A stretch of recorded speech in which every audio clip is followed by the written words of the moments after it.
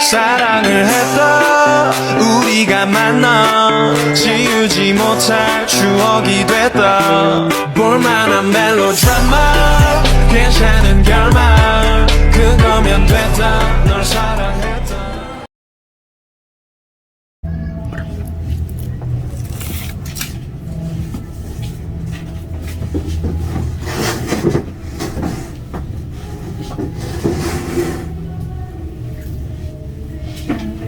Perkenalan dulu ya. Ya. Perkenalkan kami dari mahasiswa Universitas Islam Indonesia. Saya Natasha Diha Yutriya. Saya Gibran Aslia Guntur. Ya. Kami dari Fakultas Bisnis dan Ekonomika. Jurusan akuntansi. Semester 1. Oh, baru masuk. Iya. Di sini itu kami ditugaskan untuk mewawancarai sebuah perusahaan. Ya, sebuah perusahaan dan kita ngambilnya Gramedia ini jadi mencari suatu informasi bagaimana cara komunikasi di suatu perusahaan itu. Ini tujuannya untuk memenuhi nilai UTS kami, Pak. Oh gitu. Iya. Alasan namanya Gramedia apa? Mungkin ya agak tertarik karena dulunya kan Gramedia itu sebuah perusahaan kecil ya dulunya sebelumnya di tahun 1970 dan sampai hingga saat ini bisa menjadi suatu perusahaan yang sangat besar itu sesuatu hal yang sangat menarik bagaimana cara perusahaan itu bisa berkembang tuh kita ingin tahu juga begitu sejarahnya. Pertimbangannya itu. Iya. Mungkin untuk ini atas nama Bapak, nama lengkapnya kita tahu atas nama Bapak siapa? Saya ini nama lengkap saya. Bapak Pak Emmanuel. Eko.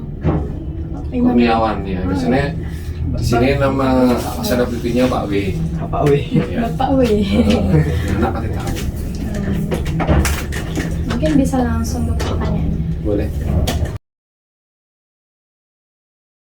Pertanyaan pertama, Bapak bisa tolong jelaskan sejarah awal mula perusahaan ini berkembang hingga sampai saat ini. Historis secara aja ya. Secara singkat. Secara singkat aja. Jadi sebenarnya Gramedia itu kan di bawah payung Kompas ya. Iya. Kompas itu notabene adalah perusahaan yang dulu berawal dari sebuah media surat kabar ya. Surat kabar yang didirikan oleh Pak PK Oyong namanya. Iya. Kemudian setelah beliau meninggal zaman penjajahan dulu diteruskan oleh namanya Pak Yakob Utama.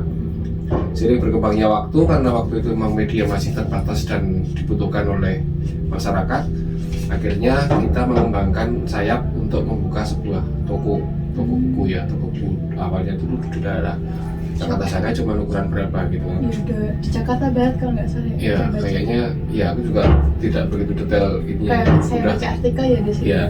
Kemudian dari situ ternyata kok respon toko buku di sana baru sangat bagus sehingga berkembang mengembangkan sayap lagi di daerah lain dan ternyata bagus-bagus semua. Bahkan di Jogja itu dulu cuma ukuran berapa ya di daerah Bundaran ke selatan itu kan, cuman pakai ruko-ruko itu kan, dan sekarang bisa segede itu kan juga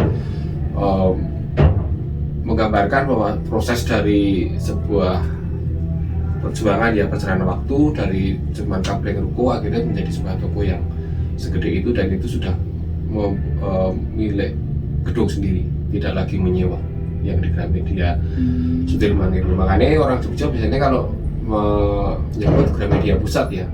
Padahal sebenarnya Gramedia Malioboro, Gramedia Amplas yang sekarang sudah tutup, kemudian Gramedia Pakuwon, Gramedia SCH, Gramedia JCM itu sebenarnya kan berdiri sendiri. Nah, sebenarnya punya manajemen sendiri, setiap toko itu punya manajemen sendiri. Tuh, cuman orang Jogja ataupun orang luar biasanya kan di Gramedia Pusat karena yang paling tua atau menjadi embrionya Gramedia di Jogja itu kan yang Gramedia Sudirman. Pertanyaan kedua. Untuk pertanyaan kedua, bisakah Bapak menggambarkan struktur organisasi yang ada di perusahaan Gramedia ini, Pak? Strukturnya apa? Strukturnya untuk toko aja ya, lingkup kecil ya. Karena kalau nanti saya sebutkan struktur secara keseluruhan banyak banget. Nah, secara struktural kalau toko itu kan di toko sendiri itu ada yang namanya store manager. Store manager itu sebagai penanggung jawab secara keseluruhan toko. Kemudian di bawah store manager ada supervisor, kayak saya ini supervisor. Jadi saya dibawakan langsung oleh store manager namanya. Di bawah supervisor nanti ada SOA, ada SR. SOA itu Store Operation Associate, namun niaga ya. Kemudian ada kasir, kemudian ada SAC itu yang bagian data entry, kemudian ada kas besar itu yang dia sirkulasi uang, kemudian ada cleaning service tadi yang baru saya tanya tadi. Itu kemudian ada security, karena security secara umum kan tidak terjemahkan dalam bentuk dia berseragam begitu, enggak, karena di sini menerapkan sistem multitasking ya, karena sehingga seorang pramuniaga atau SOA tadi bisa menjadi kasir, bisa menjadi satpam, bisa menjadi customer service. Seperti itu. Kita pun, saya di supervisor tidak harus aku membawai yang tadi saya sebutkan tadi. Saya pun kalau pagi ya kadang pegang pel, pegang sapu, pegang lap, karena multitasking tadi. Tidak bisa kamu supervisor cuma duduk-duduk ngawasin anak. Cuman karena strukturnya tadi kan juga ada namanya job desk ya, setiap bagian ada tanggung jawab ya. Misalnya ada hal tertentu yang memang membutuhkan suatu persetujuan atau approve dari bagian terkait, ya kalau itu bukan wewenangnya, karena seperti kasir ada permasalahan tentang transaksi atau apa itu, ya nanti saya yang pegang. Itu jadi sesuai dengan tanggung jawab dan tugas masing-masing. Tapi secara struktural globalnya seperti itu.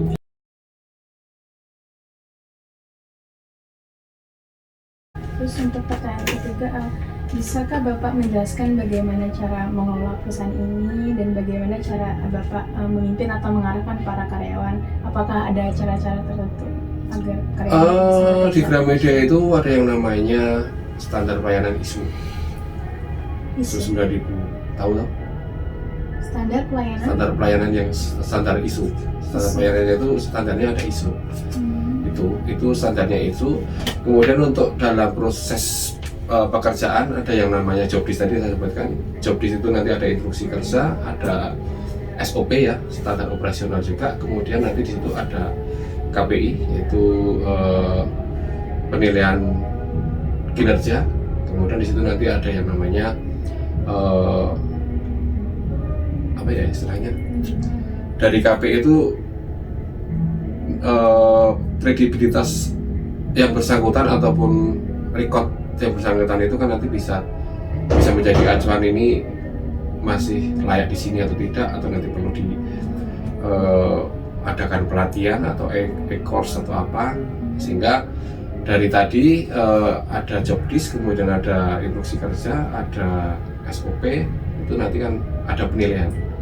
Ada di misalnya sampai di bagian A itu kan instruksi kerjanya A itu apa aja, kemudian standar operasional seperti apa saja. Nanti di situ kan kalau menjalankan tidak sesuai dengan SOP-nya itu berarti kan nanti nilainya jelek. Jadi karyawan itu cuma mengikuti aturan dari atasan? Ya enggak, itu kan standar untuk pengerjaan. Tapi yang tadi yang namanya karyawan kan tidak bisa murni mengikuti aturan A sampai Z. Kadang di tengah lapangan kan ada sesuatu di luar itu, sehingga kita membutuhkan improvisasi ya. Kita harus mengembangkan, kita harus bagaimana berpikir mencari peluang atau mencari solusi dari permasalahan itu. Jadi ikut terlibat dalam pengambilan keputusan iya, biasanya? Karyawan yang hal-hal tertentu dibutuhkan juga. Tapi dalam hubungan dengan manajemen yang sifatnya itu untuk manajemen inti ya, supervisor sama store manager itu karyawan tidak dilibatkan. Nanti kebijakan dari situ, misalnya ada permasalahan di lapangan itu, kita manajemen inti, store manager dan supervisor itu mengadakan suatu pertemuan memecahkan masalah itu, baru nanti di-sharekan ke teman-teman di lapangan yang dalam hal ini di bawah supervisor lah, di bawah kendalinya supervisor secara struktural seperti itu.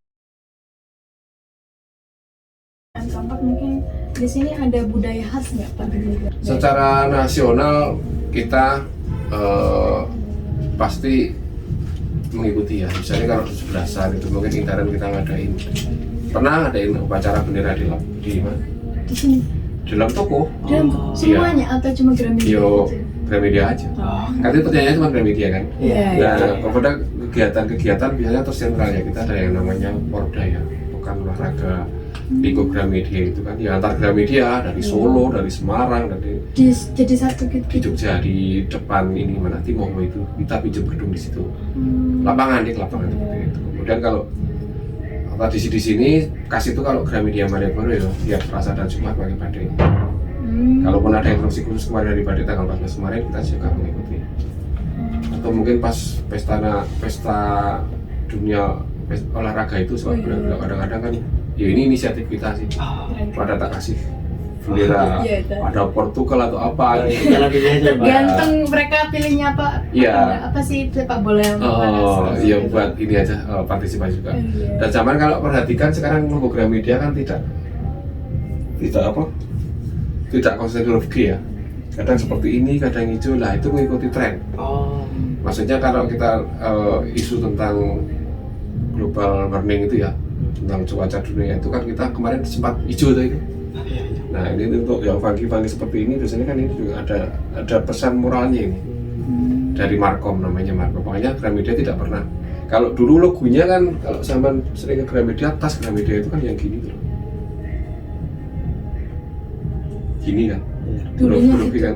Ya sekarang kan udah nggak muncul ya. Sama lihat di Gramedia coba amati, ininya kan beda-beda.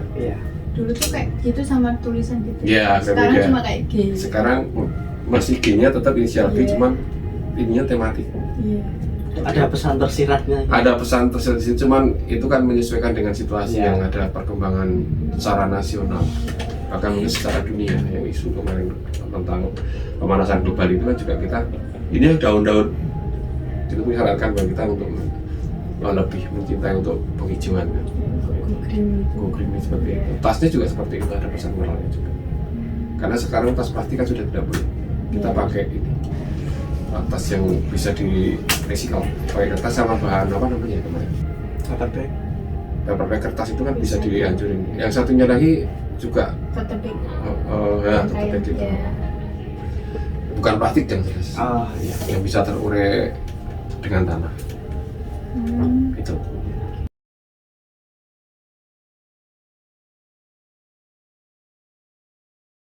Untuk pertanyaan terakhir Pak, adakah permasalahan khusus yang pernah dihadapi dalam Gramedia ini? Lalu bagaimana cara Bapak berupaya untuk mengatasi permasalahan tersebut? Permasalahan yang berkaitan dengan SDM atau berkaitan dengan pasar nih? Bebas aja sih. Pasar mungkin ya. Ya orientasi saya kan manajemen akuntansi kan. Iya. Pasar yang namanya sebuah usaha itu kan kita mau nggak bisa lepas yang namanya dengan kompetitor kan. Itu manusiawi banget kan, apapun usahanya pasti kompetitor itu kan pasti ada. Nah untuk mensiasati itu, karena kompetitor kita secara nasional kan sebenarnya belum ada yang bisa menyaingi Gramedia. Belum ada yang ngimbangi. Belum ada, cuman kan yang menjadi pertimbangan kita kenapa bukannya mengesampingkan kompetitor tapi mensiasati kebutuhan ya, itu kan orang sekarang kan cenderung untuk praktis ya. Praktis dalam artian memanfaatkan IT, kemudian juga mungkin dalam pelayanan juga, kemudian pertimbangannya juga harga. Makanya sekarang kan Gramedia tidak murni jualan buku. Kalau sama namanya saya itu yang bertugas khusus untuk event dan B2B itu bisnis to bisnis. Kita ke instansi, ke sekolah, ke lembaga-lembaga pendidikan ataupun non pendidikan untuk penawaran sebuah produk. Contohnya udah nggak ada ya. Kita jualan bahkan sekarang meja, kursi, laptop, fokus itu Gramedia jualan. Yang belum gorengan sebenarnya.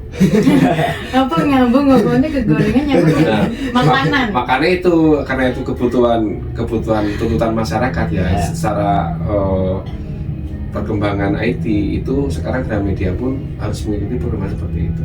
Sekarang Gramedia tidak cuma murni buka toko buku. Sekarang ada kursi pijat tadi.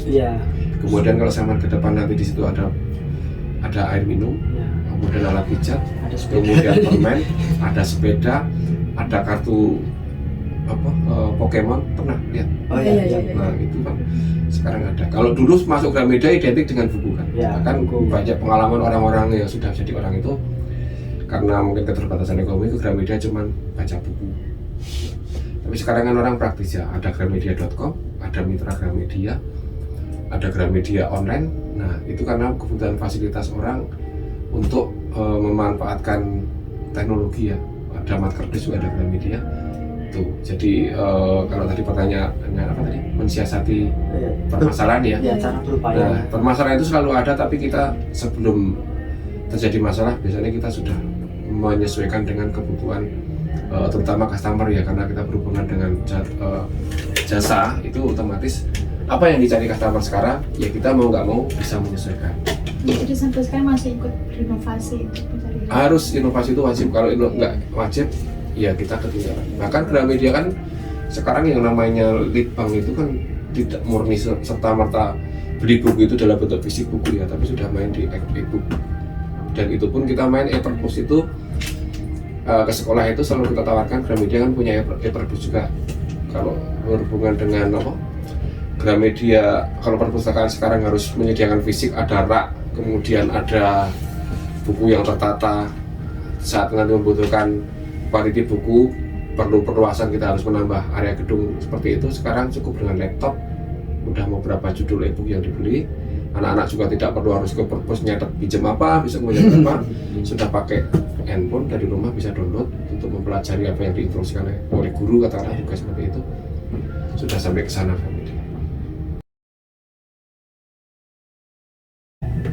Mungkin cukup sekian ya Pak. Terima kasih atas kerjasamanya. Sama-sama. Dan mohon maaf juga mengganggu waktunya. Ya nanti tinggal break aku. Masih kuat belum pingsan? Iya. Hebat. Laki harus kuat. Iya. Strong gitu. Terima kasih ya Terima Pak. kasih ya Pak. Sami-sami ya, sukses selalu ya. Amin. Jangan lupa kalau ada waktu ke Gramedia. Siap.